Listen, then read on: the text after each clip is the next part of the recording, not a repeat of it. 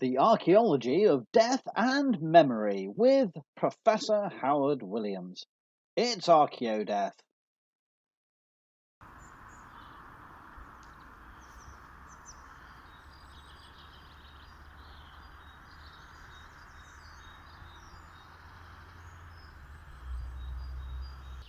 Hello Archaeodeath fans. I couldn't resist the opportunity of doing a video here at Gresford Church. This wonderful medieval structure behind me and its churchyard have both been the focus of a series of Archaeodeath WordPress blog posts where I've talked about the medieval gravestones within and also the 18th and 19th, the early 20th century gravestones outside, and then how this churchyard has been, shall we say, supplanted, replaced by an extension where new graves from the 1920s or thereabouts, I think, are added to an external graveyard down a little lane amongst the fields. But the cremation burials have come back and repopulated the churchyard, so it's come back into use in the last 35 years. So we see a churchyard that has and a church that has a long history of commemorative practice since the Middle Ages, which have surviving traces.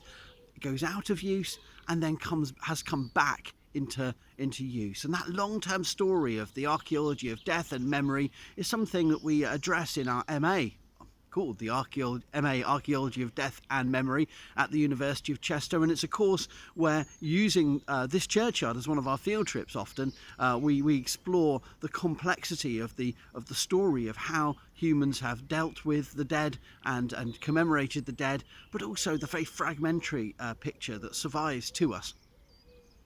Now, this is therefore an appropriate setting to talk to you a little bit more about my co-edited book from 2017, so published sort of 2.5 years ago, Cremation and the Archaeology of Death, edited by myself with Jessica Cerezo-Román and Anna Wessman. And this derived from a University of Helsinki EAA session, a European Association for Archaeologists conference session, and we published this over a number of years. We did the work of peer reviewing, editing and drawing together, commissioning extra papers over a number of years to pull this book together.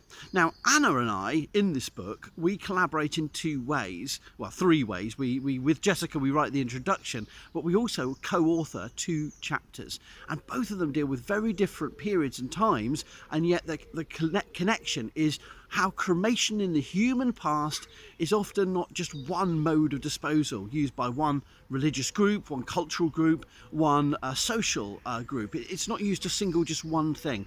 It often operates alongside and relationally with, over many centuries, over many decades, other disposal methods.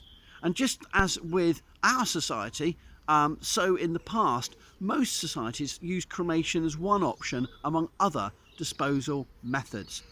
And in our pairing of chapters in this book, we take on that challenge of looking at the technology of cremation, of how cremation happens, and the various different contexts in which it's used.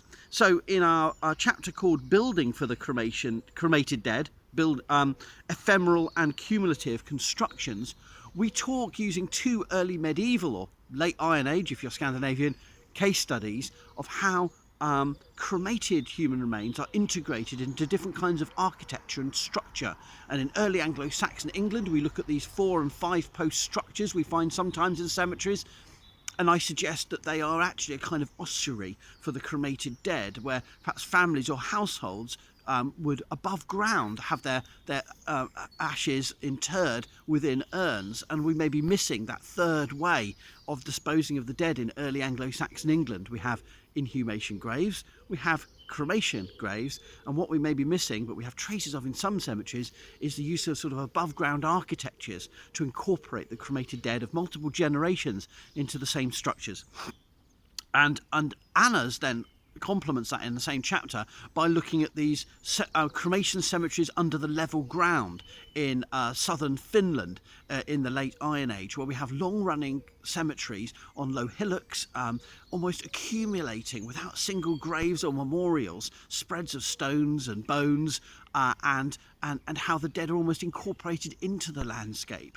And the architecture here is not of a single monument, but is made at one point, but an accumulation of material over time to make it a cemetery, but not with discrete individual burial plots, but with this integration of the cremated dead into the landscape. And both are good case studies, therefore, about how the cremated dead can be translated and transformed, but also integrated into place and space. Now, we complement that with another chapter. I'll keep this on the video because it's nice. There you are. That's the Gresford Church clock tower. Clock ringing 8:15, and we have as our final chapter of the book the contemporary archaeology of urban cremation, and in that chapter Anna Wessman and I consider the Helsinki's big cemetery, the Hietaniemi cemetery, and we look at how over the last 100 years or more cremation has received very different kinds of memorials within its grounds, and an emerging set of architectures and material cultures for cremation that complement and sit alongside inhumation graves but adapt to them. And we talk about the inspiration of neoclassical themes, but also in columbaria and sculpture, but also the exemplar, the precedent set by the Finnish Second World War dead of finding an integrated, coherent way of commemorating in a miniaturized and condensed form the graves and deposits of the cremated dead. And so within a woodland cemetery setting, cremation takes on a whole series of different materialities within the contemporary urban cemetery. And so we sketch these with it's almost like a photographic essay approach, showing you different types of cremation burial in the modern world.